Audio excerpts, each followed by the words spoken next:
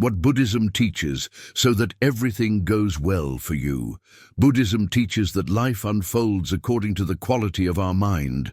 When the mind is clouded by craving, fear, and attachment, even favorable circumstances feel heavy. But when it is clear, calm, and rooted in compassion, even difficulty becomes a teacher. The teachings of the Buddha were never about escaping the world. They were about understanding it deeply enough to live harmoniously within it. The true secret of making everything go well lies not in controlling what happens outside, but in mastering what happens inside. When you change your inner landscape, life begins to mirror that peace in countless ways. This is not magic. It is cause and effect, karma at work. Through mindfulness, right intention, and inner balance, you can align yourself with the natural flow of existence, where things begin to unfold with grace instead of struggle. Let us explore the Buddhist path to inner harmony and outer success, the way of transforming obstacles into opportunities and uncertainty into serenity. Understanding the law of cause and effect, karma as the root of flow. Everything in Buddhism begins with understanding cause and effect. Karma is not punishment or reward. It is the universal law that governs energy. Every thought, word, and action plants a seed. When those seeds are rooted in greed, anger, or ignorance, they yield suffering. When they arise from compassion, wisdom, and mindfulness, they bear peace. Many people live unaware of this law, reacting to life rather than shaping it through conscious awareness. They believe luck determines outcomes, yet Buddhism reveals that luck is simply the harmony of inner intention aligning with outer reality. When you grasp karma not as superstition, but as energy in motion, life ceases to appear random. You begin to notice how your thoughts create ripples in relationships, in work, in health. Anger sends waves of discord that return to you. Gratitude and patience create invisible support. Every moment becomes a chance to plant new seeds. You realize that the universe is not against you. It mirrors your vibration. This realization changes how you act. You stop chasing outcomes and start cultivating causes. Instead of asking, "Why is this happening to me?" you ask, "What am I creating through my choices, attitudes, and emotions?" This shift marks the beginning of true mastery. The Buddha said, "With our thoughts, we make the world." When you sow thoughts of peace, even in chaos, that peace gradually reshapes your outer world. Living by the law of cause and effect also brings humility. You stop blaming others. You recognize that your suffering, though painful, can be a teacher.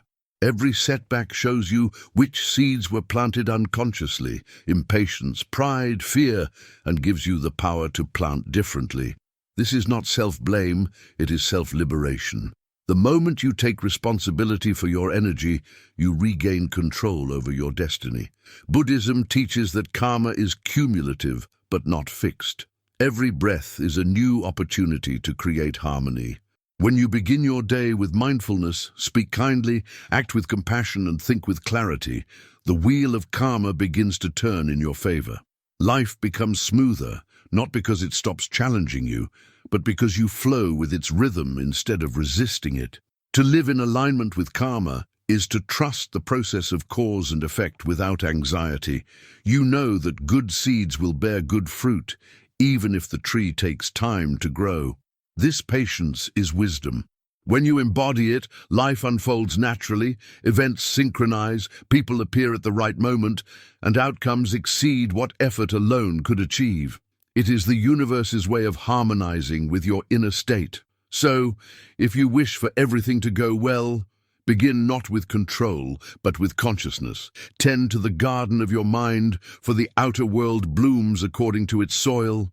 If this teaching has inspired reflection, remember to subscribe to the channel for more lessons on inner transformation and Buddhist wisdom. The journey of awakening continues with every mindful step. The power of mindfulness, the art of being fully present. Mindfulness is at the heart of everything the Buddha taught. It is not merely a technique or a form of meditation, it is a way of seeing reality as it truly is. To be mindful is to awaken from the dream of distraction that most people live in.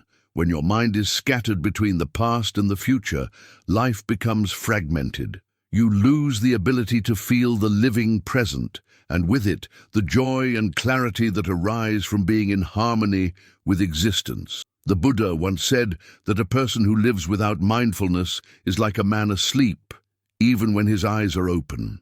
That insight reveals a profound truth. The majority of suffering comes not from external conditions, but from unconscious living, from being pulled by thoughts, emotions, and desires that you don't even notice arising. When you practice mindfulness, you begin to reclaim your life moment by moment. You start noticing how your thoughts move, how emotions form, how sensations come and go. Instead of being a prisoner of mental noise, you become an observer of it. You no longer say, "I am angry," but rather, "Anger is arising within me." This subtle shift changes everything, for it places awareness in the position of mastery. Emotions and thoughts no longer define you. They become passing clouds in the vast sky of consciousness. You are the sky, not the weather. In this awakened state, you start to see the true nature of impermanence.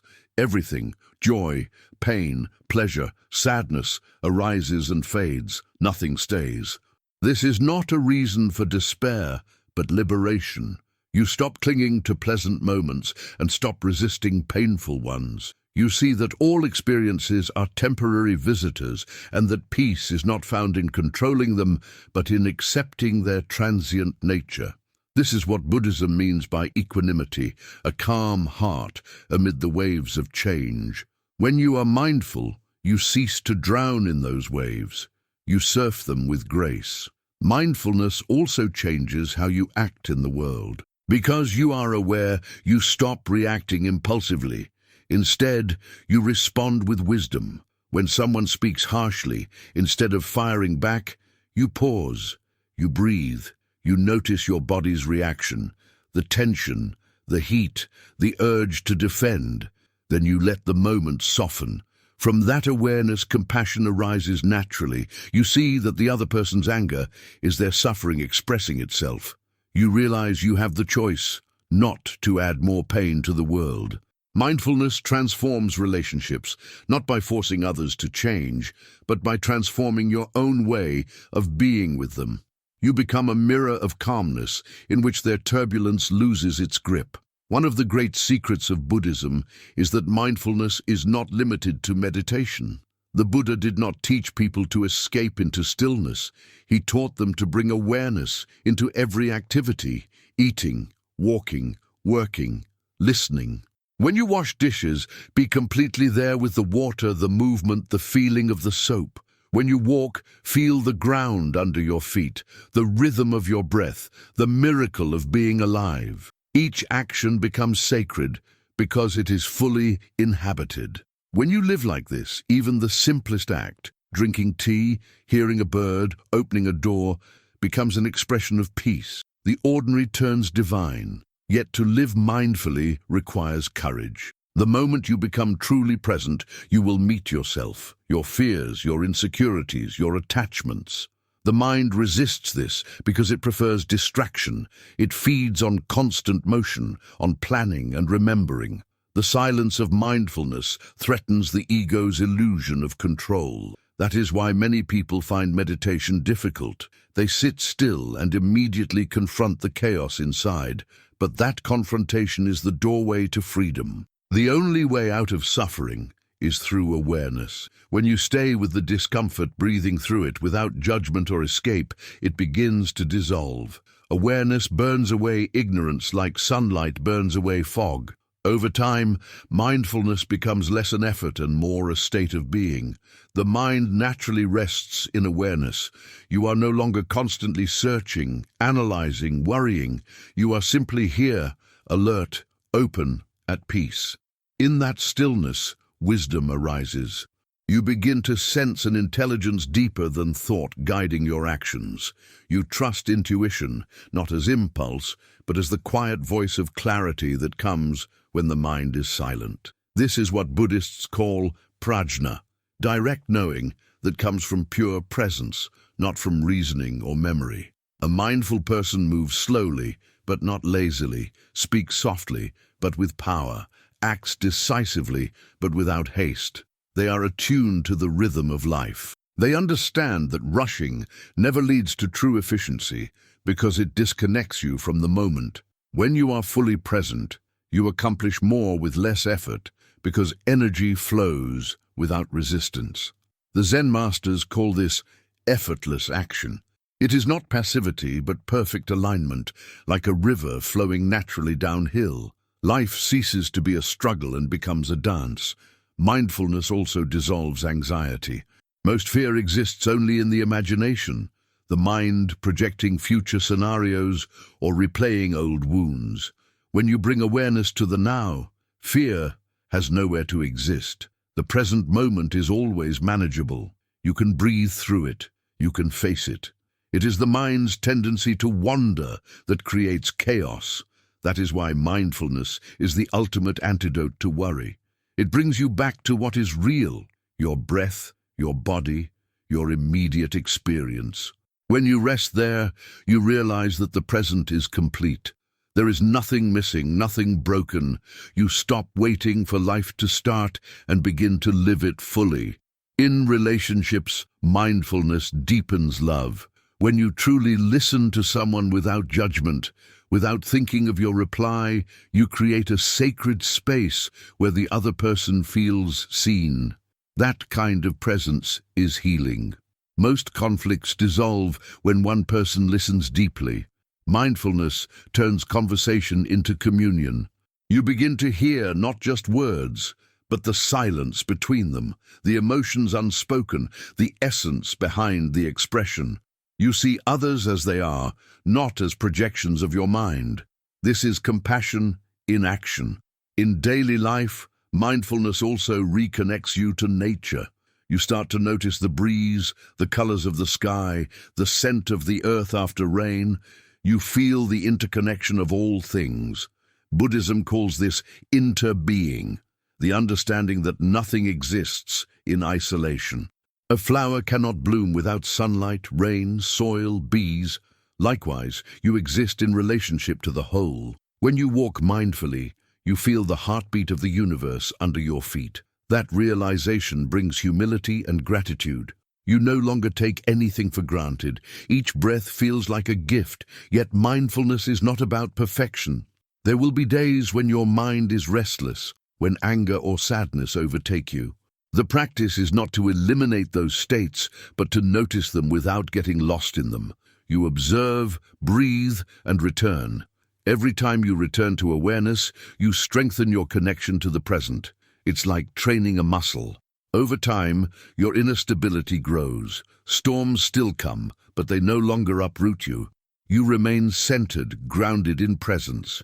In Buddhism, mindfulness is the bridge between wisdom and compassion. Without mindfulness, wisdom becomes abstract and compassion becomes sentimentality. But with mindfulness, wisdom is lived and compassion becomes natural. You see the suffering of others because you are aware.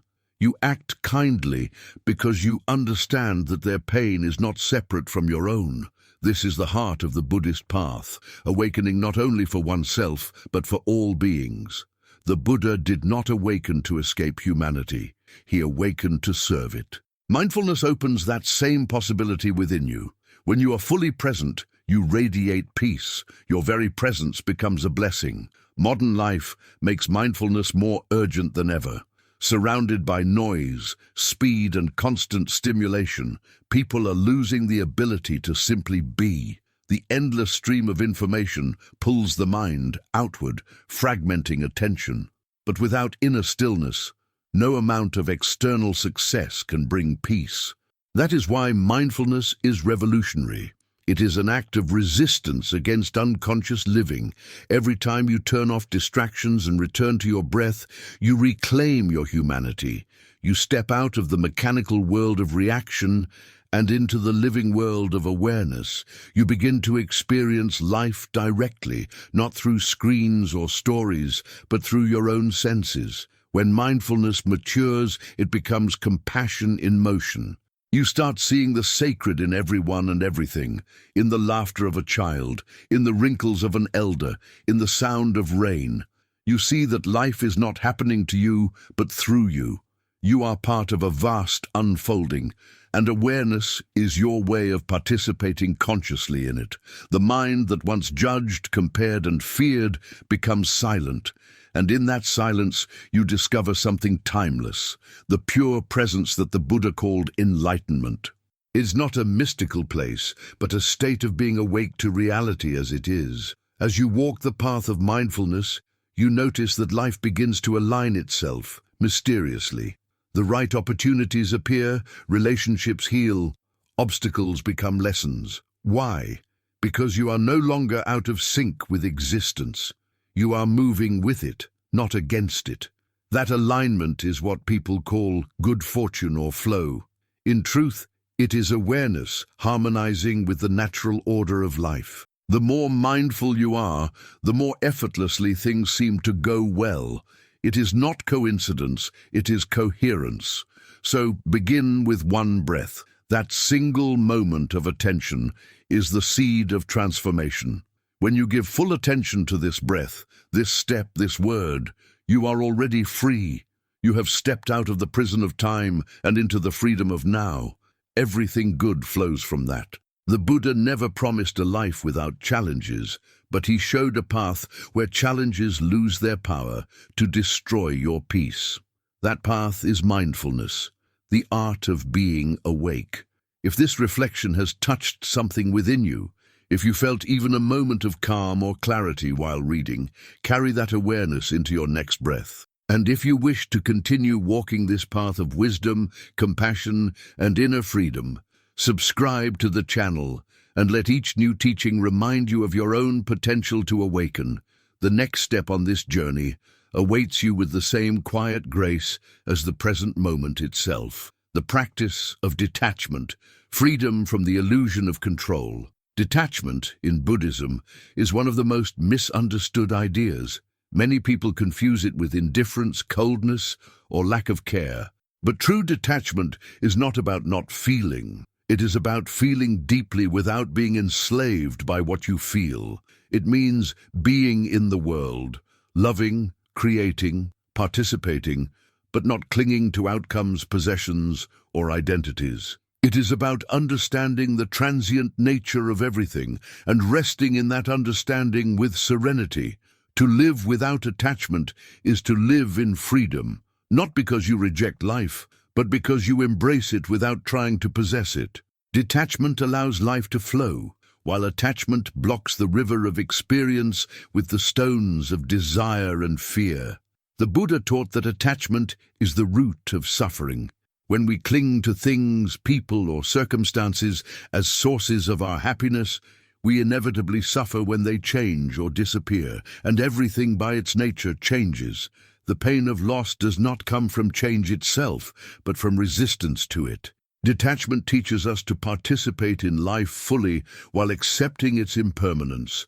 It invites us to enjoy what is here without grasping, to love without chains, to act without expecting anything in return.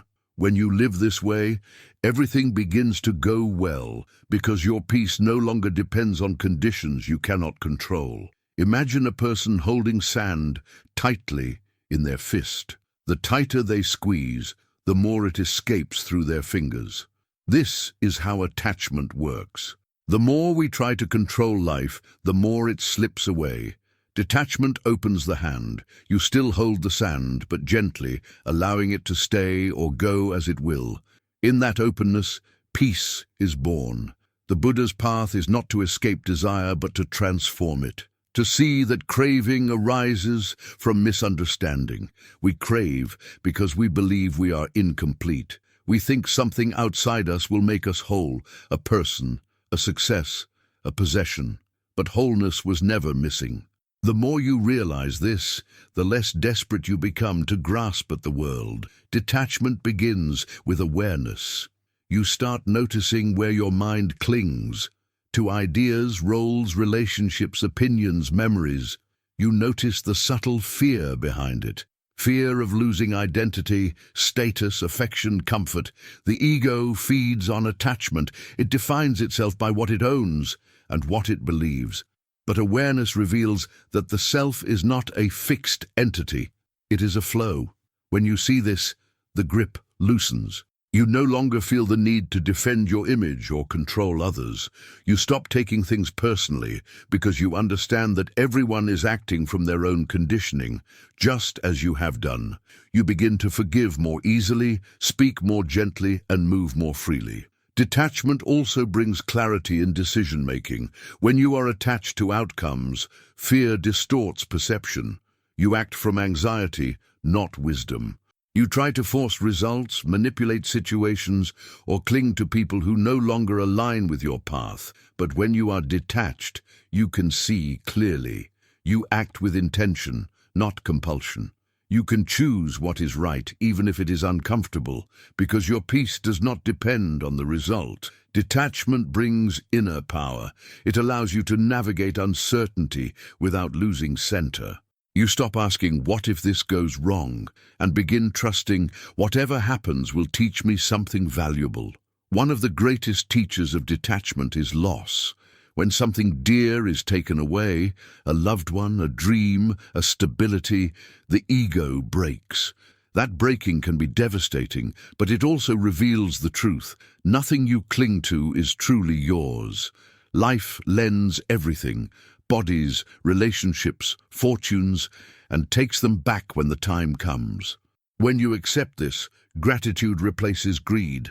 You cherish what you have while you have it, but when it leaves, you bow to the impermanence that governs all things. This is not pessimism, it is profound wisdom. It allows you to meet loss without despair, to find meaning even in endings. In Buddhism, detachment is closely tied to non-self, or anatta. The Buddha discovered that suffering arises from the illusion of a solid, separate I. When you believe in a fixed identity, I am this is mine, I must have this, every change threatens you. Detachment dissolves this illusion. You see that the self is not a permanent being but a process, a collection of changing thoughts, sensations, and experiences. When you stop identifying with these passing phenomena, life becomes light. You still feel emotions, but they move through you like wind through an open window. You do not become them. A detached mind is peaceful even in chaos. Imagine standing by a river, watching leaves float by. You see one leaf and think, that's beautiful, but you do not try to grab it. Another leaf passes, torn and broken, and you do not try to throw it away. You let the river carry them. Thoughts and events are like those leaves. You observe them without grasping. That is detachment, witnessing without possession. When you live like this, problems lose their sharpness. You see them, address them, and let them go. The mind no longer clings to pain or to pleasure. It becomes steady, like a mountain unaffected by passing clouds. But detachment does not mean suppression. Some mistake it for emotional numbness. That is repression, not liberation. The detached person feels everything, love, sadness, joy, but remains free within the feeling. When you love someone with attachment, you fear losing them. You demand, expect, and control. When you love with detachment, you allow them to be as they are. Your love becomes pure, not based on need but on understanding. You can care deeply without trying to possess. Such love liberates both the giver and the receiver. This is why Buddhist compassion is so powerful. It comes from freedom, not dependency. Practicing detachment also transforms how you deal with success and failure. In an attached mind, success inflates the ego and failure crushes it. You ride emotional highs and lows like a storm-tossed ship. Detachment anchors you. You do your best, you act with integrity, but you let go of control over results. The Bhagavad Gita, though not Buddhist, deeply aligned in spirit, expresses this truth beautifully. You have the right to your actions, but not to the fruits of your actions. The Buddha would agree. When you detach from the fruits, you work joyfully, not anxiously. You stop being addicted to praise and immune to criticism. This gives birth to genuine peace. Another form of attachment is mental rigidity, clinging to beliefs and opinions. The mind loves certainty, but life is fluid. When you hold rigid ideas, you suffer every time reality contradicts them. Detachment means staying open. It means saying, maybe I don't know. In that humility, wisdom grows. The Buddha encouraged his disciples not to cling even to his own teachings, but to test them against experience. That openness is the spirit of true freedom. When you let go of the need to be right, you can learn, evolve, and harmonize with truth as it unfolds. Material detachment is equally important. Possessions are not evil, but the illusion that they bring lasting happiness is. When your identity depends on what you own, you become a slave to maintenance, comparison, and fear of loss. Detachment means using things without being used by them. You enjoy beauty without needing to possess it. You can live simply yet feel abundant, because your satisfaction comes from inner peace, not accumulation. The richest person is not the one who has the most, but the one who needs the least. Detachment reveals this truth through direct experience. When you simplify your life, you realize how little is truly required to be content. Detachment also brings spiritual maturity. It teaches you that even spiritual experiences, visions, ecstasies, insights can become traps if you cling to them. The ego can secretly turn enlightenment into another possession. I am awakened. True realization, however, leaves no one to boast. The self dissolves into awareness itself. The masters laugh at those who claim enlightenment because they know there is no I to be enlightened. Detachment from even the spiritual path ensures that the journey remains pure. You practice not for reward, but out of love for truth itself. Letting go is an art that must be practiced every day. The mind, out of habit, will always reach out to grasp a thought, a feeling, a person. Detachment is the practice of releasing gently again and again. Every breath can remind you, inhale, receive, exhale, release. That rhythm mirrors life itself. Everything you are given will eventually be taken. Everything that begins will end. When you harmonize with that truth, you stop resisting reality. You stop fighting time. You live peacefully in the middle of impermanence. The paradox of detachment is that it leads to deeper connection. When you no longer demand that life satisfy your expectations, you start experiencing it as it is. You hear the music, not your judgment of it. You see people, not projections of what they should be. You feel the moment fully because you are not trying to control it. That openness creates intimacy with existence itself. You are no longer separate from life. You are part of its movement. This is the essence of enlightenment, unity without possession. True detachment is radical trust. It means trusting that whatever happens serves your awakening, even if it brings pain. Pain becomes the sculptor shaping your understanding. Loss becomes the teacher of compassion. Detachment lets you surrender not to resignation, but to wisdom. You say, I don't know why this is happening, but I will remain open. That openness allows grace to flow where control once blocked it. Many people spend their lives resisting change, and in doing so, they resist growth. Detachment is the courage to let life change you. In practical terms, detachment can be cultivated through meditation, reflection, and conscious action. During meditation, observe how your mind clings to thoughts. Each time you notice attachment, simply return to the breath. This trains you to release. In daily life, when you feel strong emotions, pause before reacting. Ask yourself, am I trying to control something I cannot? That question reveals the heart of attachment. Then breathe and allow things to be. With repetition, this becomes your natural response. Slowly, detachment ceases to be an effort and becomes your nature. Even health and aging are teachers of detachment. The body changes, fades, and eventually dies. To cling to youth or physical perfection is to fight the inevitable. The wise person accepts the passage of time with gratitude, recognizing that the body is a vehicle, not the self. When you detach from identification with form, death itself loses its terror. You see it as transformation, not annihilation. That is ultimate freedom, the liberation from the fear that underlies all other fears. The detached life is not empty, it is luminous. When you no longer cling, everything becomes available. You enjoy beauty without anxiety, love without fear, work without pressure. Your mind is light, your heart is free. You live in continuous flow with the Dharma, the natural order of things. The universe begins to cooperate with you because you are no longer in opposition to it. That harmony is the deepest form of success. It is not measured in achievements or possessions, but in serenity. When you live with detachment, you discover that things begin to go well, not because life changes, but because your relationship with life changes. You no longer fight the current, you become the river. To practice detachment is to live wisely, to see clearly, to love freely. It is the art of being in the world without being entangled by it.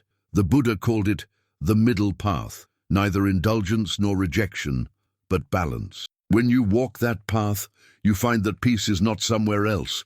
It is here, in this breath, in this letting go. And if this teaching has brought a sense of calm, understanding, or release, take a moment to reflect on how you might live with a lighter heart today. Detachment is not an idea but a practice, one that transforms every corner of your life when embraced. To continue learning how to walk this path of freedom and serenity, subscribe to the channel and allow these lessons to guide you toward a deeper, more effortless harmony with the universe. Compassion and loving kindness, the heart that makes everything go well. Compassion is the pulse of Buddhism. If mindfulness is the mind of awakening, compassion is its heart.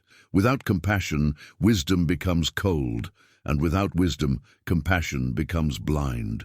Together, they form the essence of the path that makes life flow in harmony. When the Buddha attained enlightenment, his first impulse was not to retreat into solitude, but to share his insight with others. Out of compassion, he chose to teach. He saw that all beings, even those who hurt others, were trapped in ignorance, struggling, confused, and afraid. His response was not judgment, but understanding. He realized that suffering, in its many forms, connects all beings. Compassion is born when you see this truth directly, that there is no real separation between your pain and the pain of others. To cultivate compassion is to expand your heart beyond the limits of self. It means looking at another person and recognizing yourself in them. It means understanding that everyone, regardless of their behavior, is seeking happiness and running from suffering, just as you are. This recognition dissolves hatred and resentment, replacing them with empathy. Compassion does not justify harm, it transforms the way you see it. Instead of responding with anger, you respond with wisdom, understanding that cruelty is often the voice of an unhealed heart. In this way, compassion breaks cycles of violence within and without. It heals what logic cannot reach. The Buddhist practice of metta, or loving kindness, is one of the most powerful ways to cultivate this state of being. It begins with yourself. You sit quietly and send thoughts of goodwill inward.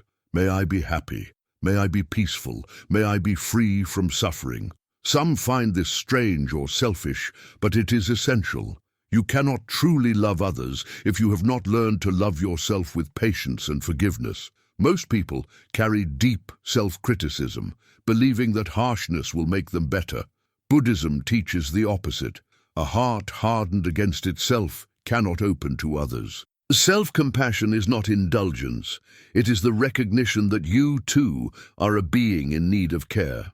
When you speak to yourself with gentleness, when you forgive your mistakes, you begin to heal the inner wounds that project as judgment and anger toward others. From that foundation, loving kindness extends outward like ripples in a pond, first to loved ones, then to acquaintances, then to strangers, and finally to those who cause you pain. The last step is the most difficult and the most transformative. To wish happiness for those who have hurt you is not weakness, it is spiritual strength. It does not mean you approve of their actions, but that you understand their suffering. You refuse to add more hatred to the world. In this sense, compassion is revolutionary. It stops the wheel of karma by breaking the chain of reaction. When someone sends anger toward you and you respond with calm understanding, the cycle ends with you. That single moment of awareness can change lifetimes of conflict. To live with compassion does not mean being naive or letting others walk over you. Buddhism speaks of wise compassion, kindness guided by clarity. True compassion includes boundaries. It allows you to say no when necessary, not out of anger, but out of understanding what truly serves the other's growth. Sometimes the most compassionate act is to walk away. Sometimes it is to speak truth, even when it hurts. Compassion is not about pleasing everyone. It is about responding from love, not fear. This distinction is vital. Many confuse people-pleasing with kindness, but one arises from insecurity, the other from strength. The compassionate heart is fearless because it does not act for personal gain, but from universal care. Compassion also requires presence. You cannot be truly compassionate if you are lost in your own thoughts. To comfort someone in pain, you must be here, fully attentive, listening without judgment. The Buddha said that listening deeply is the greatest gift you can offer.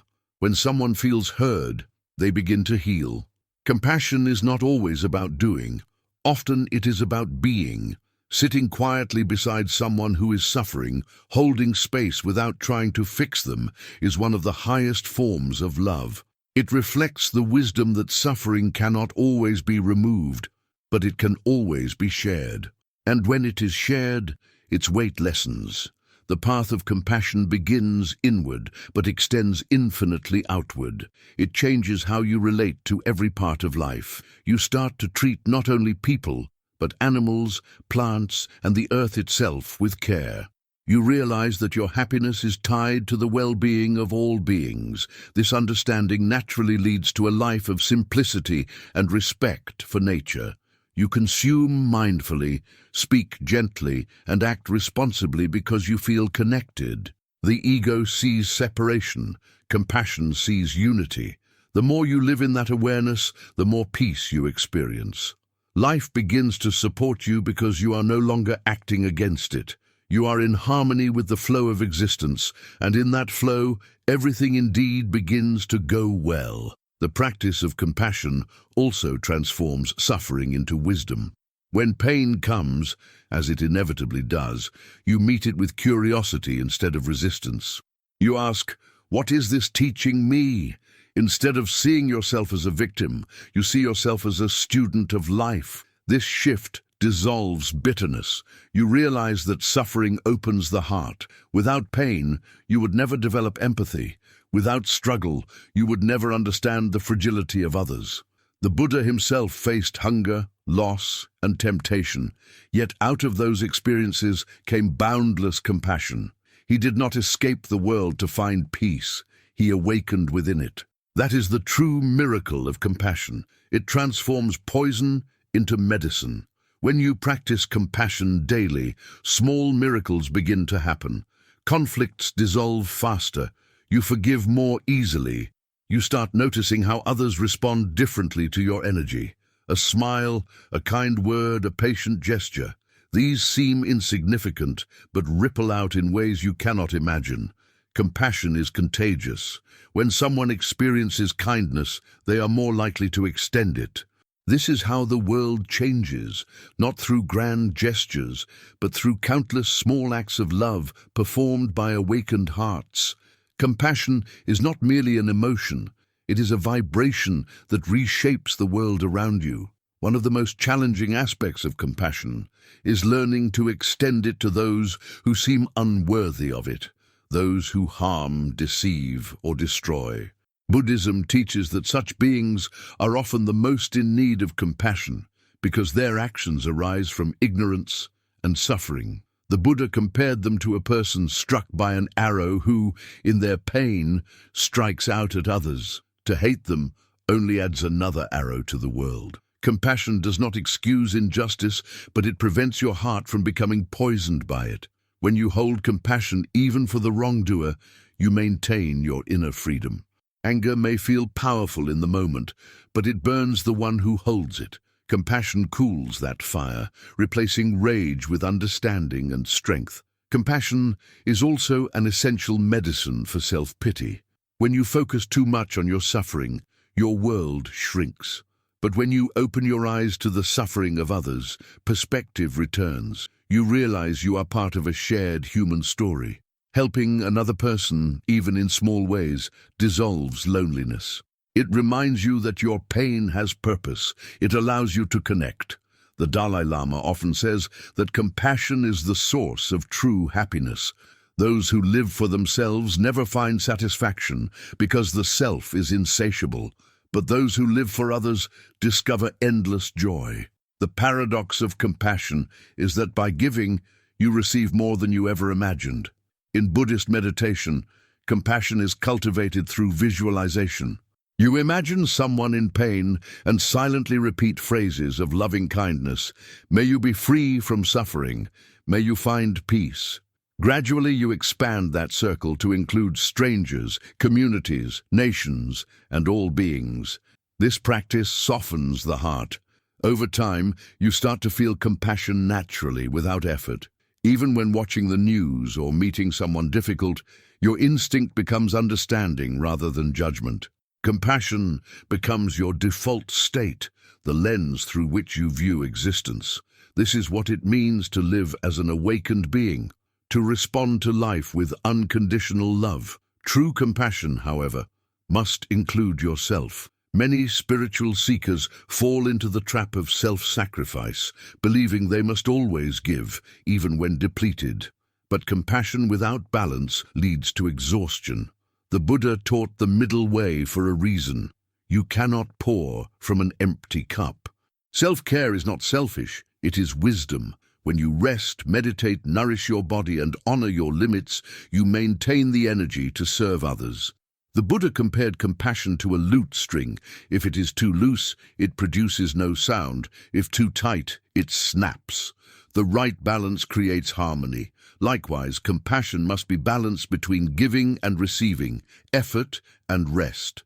Compassion also dissolves pride. When you truly see the suffering of others, you stop feeling superior. You understand that fortune is fragile, that the line between the fortunate and the suffering is thin. Gratitude replaces arrogance. You begin to live with humility, knowing that everything you have can change in a heartbeat. This humility keeps your heart open. It prevents you from hardening into judgment or complacency. It makes you human in the deepest sense of the word. Compassion and humility together create a life that flows gently, even amid uncertainty.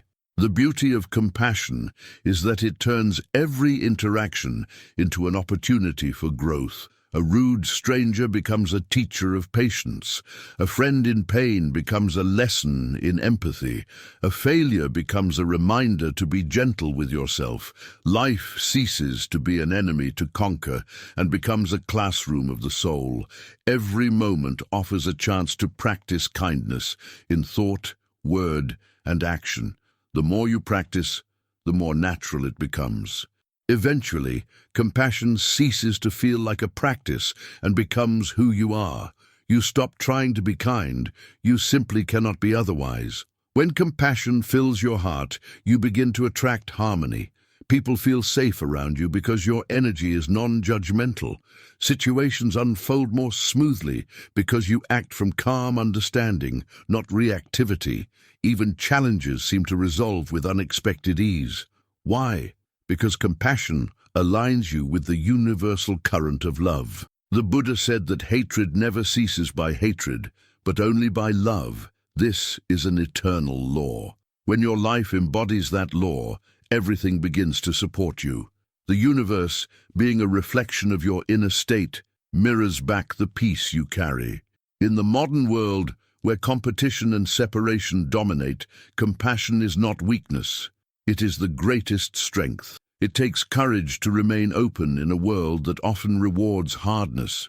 Compassion is the rebellion of the awakened heart. It refuses to dehumanize, refuses to close.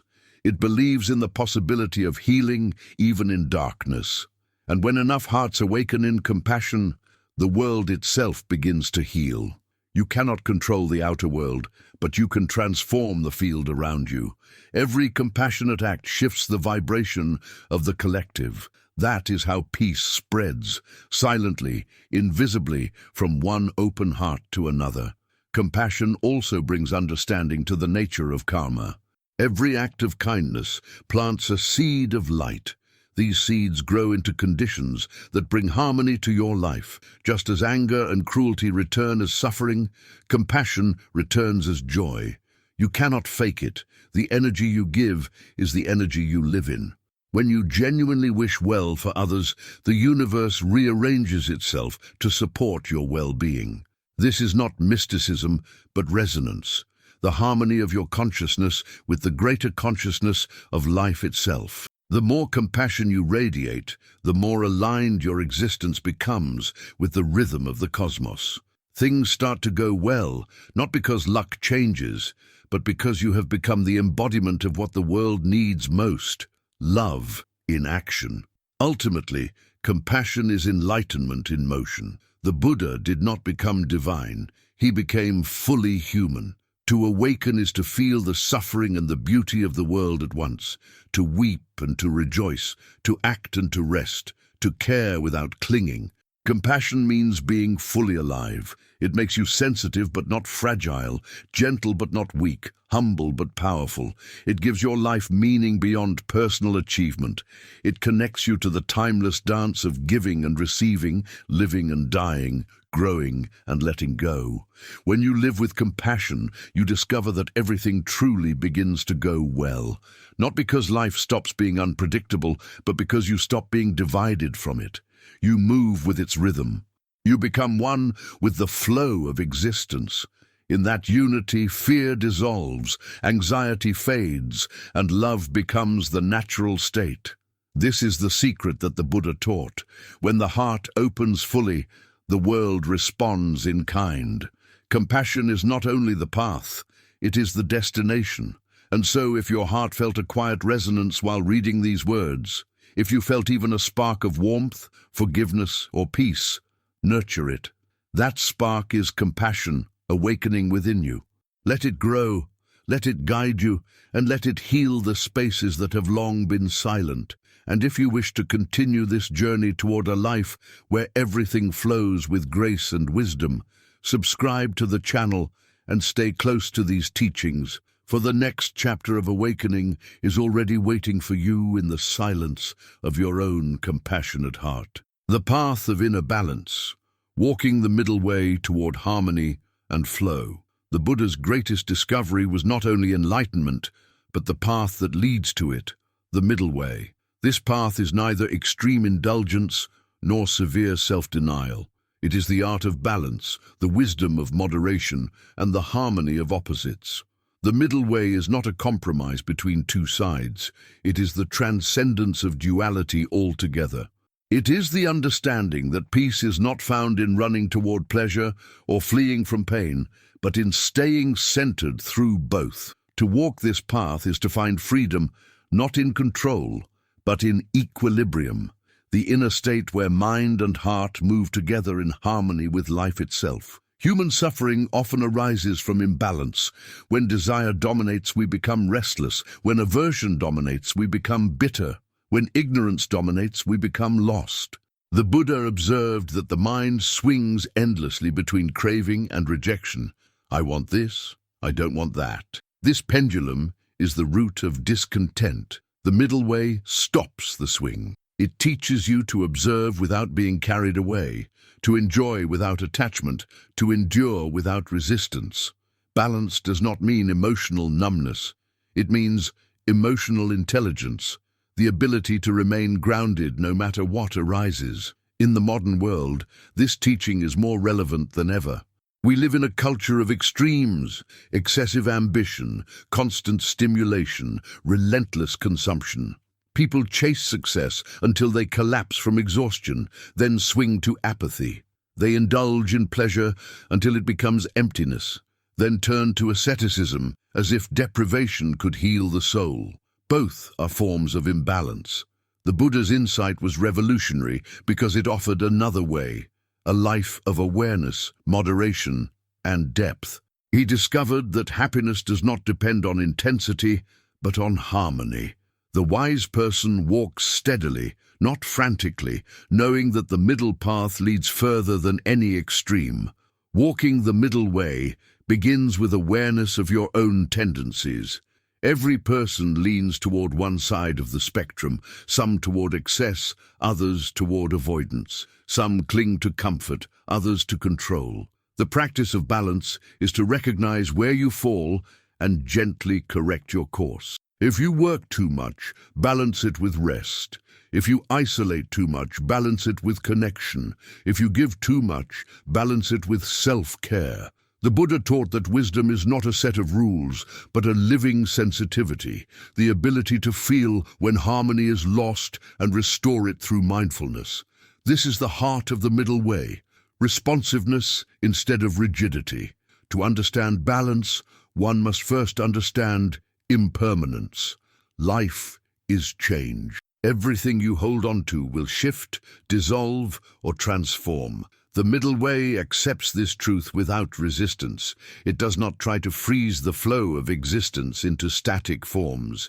Instead, it teaches you to move with change gracefully, as a dancer moves with music. When sadness comes, you acknowledge it. When joy comes, you savor it. When both fade, you let them go. You stop clinging to permanence in an impermanent world. That acceptance creates inner peace deeper than any temporary pleasure. Balance also applies to thought. The Buddha called this right view. When your mind is unbalanced, it exaggerates. It turns small problems into crises, pleasures into obsessions, pain into identity. Balance allows perspective. It lets you see things as they are, not as your emotions paint them. You realize that nothing is as absolute as it seems. Every joy carries the seed of sorrow. Every sorrow hides a potential joy. Understanding this, you stop labeling experiences as good or bad. You begin to see them as waves in the same ocean. When the mind stops dividing, reality becomes whole. That wholeness is peace. The middle way also transforms ambition. The Buddha did not reject success, but he warned against attachment to results.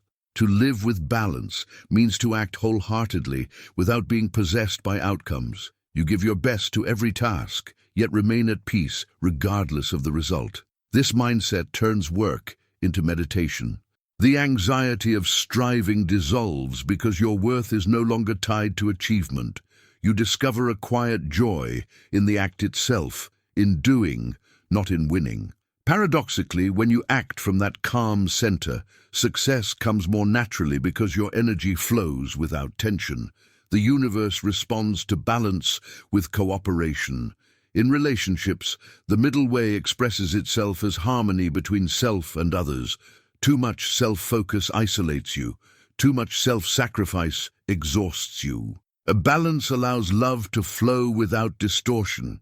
You give, but you also receive. You support others, but you also honor your boundaries. Compassion and self-respect are not opposites. They are two sides of the same truth. The Buddha's teachings on loving kindness and equanimity both arise from balance, the ability to care deeply without drowning in others' emotions. When you find that balance, relationships become peaceful, authentic, and mutually nourishing. Balance also means accepting the paradox of effort and surrender.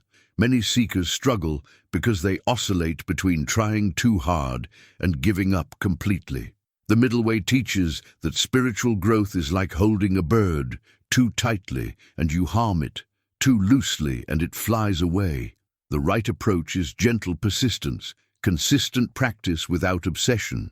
You meditate daily, you reflect, you act ethically, but you do not turn spirituality into another form of ambition. Enlightenment cannot be forced. It unfolds naturally when the conditions are right. The middle way creates those conditions through steady awareness, patience, and faith in the process. The Eightfold Path, the Buddha's guide to liberation, is itself an expression of balance. It unites wisdom, ethical conduct, and mental discipline in perfect proportion. Right understanding without right action is sterile. Right effort without right mindfulness becomes struggle. Every element supports the others like spokes in a wheel. When one is neglected, the wheel wobbles. When all are cultivated harmoniously, the wheel rolls smoothly toward awakening.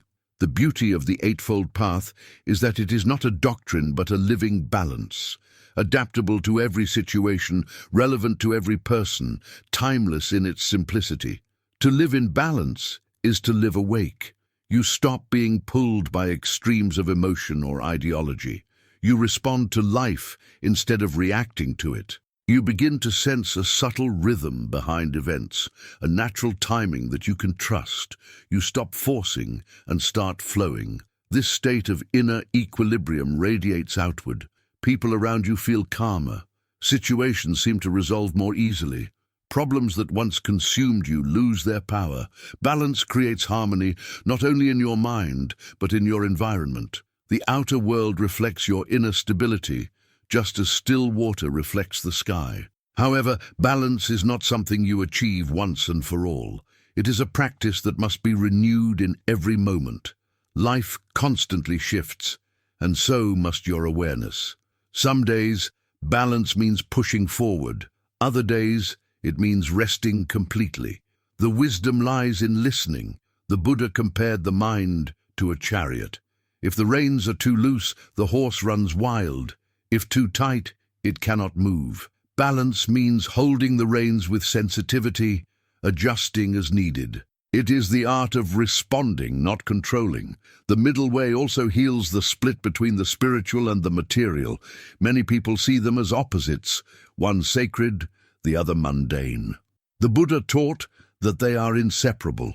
True spirituality is lived in everyday actions, in how you eat, speak, walk, work, and love. When you bring awareness to those simple acts, they become sacred. The middle way sanctifies the ordinary. It reveals that enlightenment is not an escape from life, but a deeper participation in it.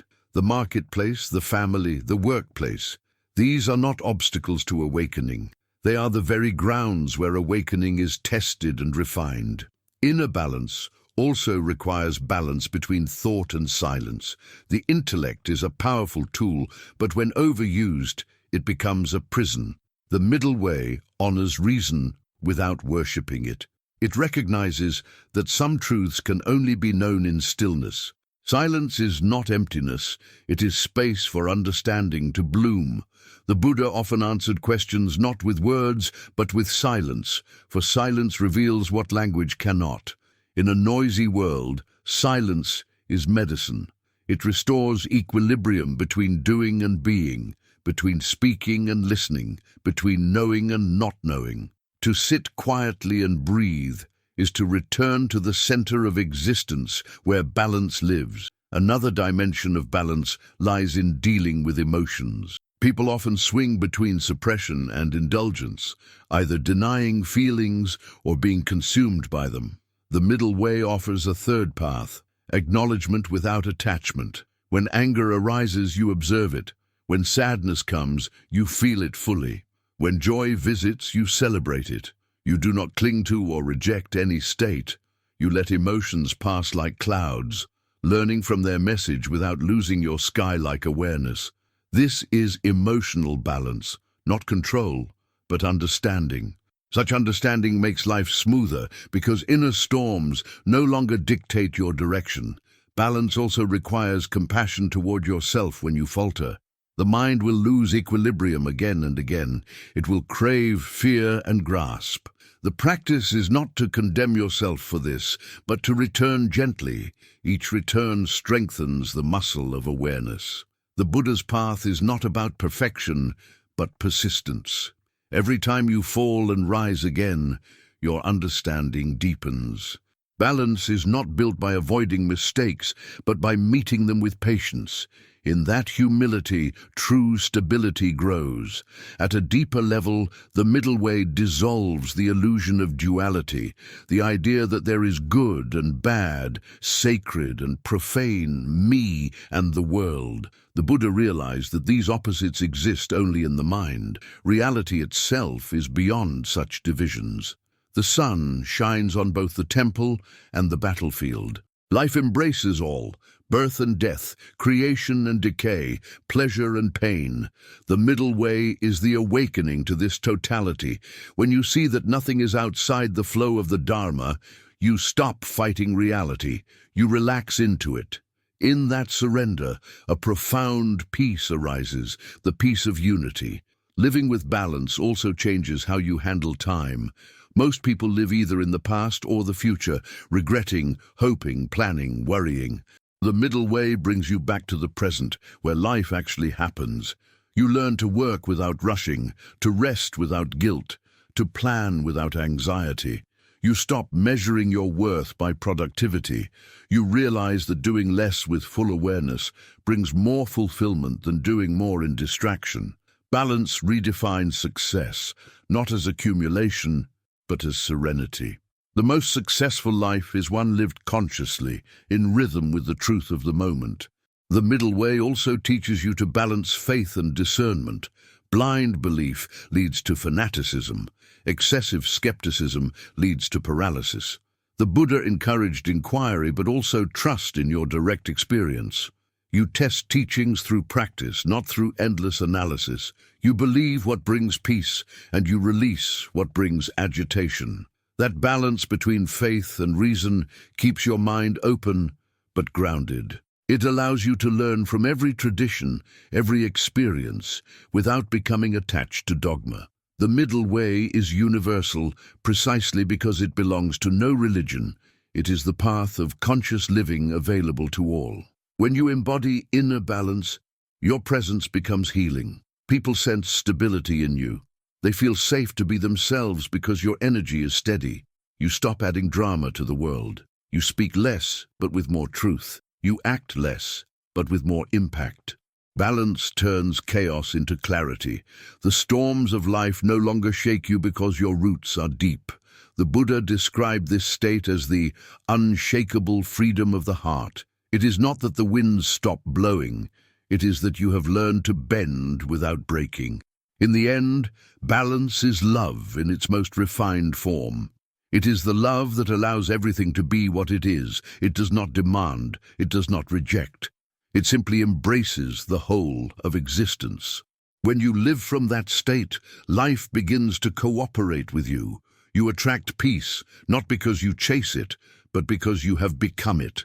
You find joy, not because circumstances are perfect, but because you are no longer divided against them. The middle way reveals that everything you sought outside was waiting within. The serenity, the harmony, the sense that everything goes well because you are finally aligned with the truth of being. And this is the essence of the Buddha's teaching.